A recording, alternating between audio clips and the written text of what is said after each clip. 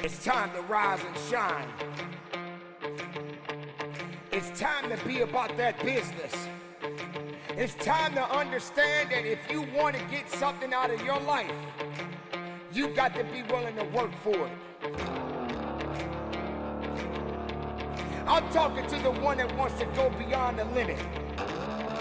I'm talking to the one that is willing to work a little bit harder than the next man or the next woman.